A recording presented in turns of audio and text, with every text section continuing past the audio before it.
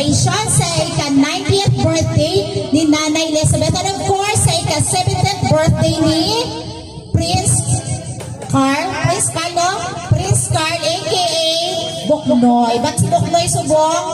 Anong pain ang daw wala pa nag-sing in sa iya nga di sa city, nasa ganay kundiin pa siya. Okay, so okay na nga yung music. Ladies and gentlemen, well, join me in welcoming our beautiful kagmakasay pagidyaga celebrant. Ladies and gentlemen, Nanay Elizabeth.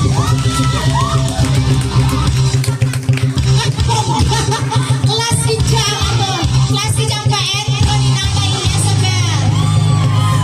Palakpakan natin si Nanay Elizabeth. O, diba? Yan. Okay. Kung dyan. Tumapuksik. Bato yan tayo. Kung dyan si Nanay Elizabeth.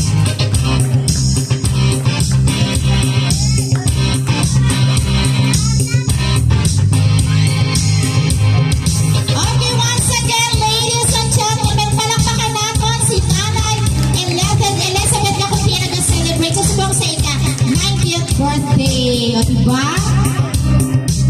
Makasay, matahong, very cool pagit sa yan. Kung makabuo pagit sa itibay mo.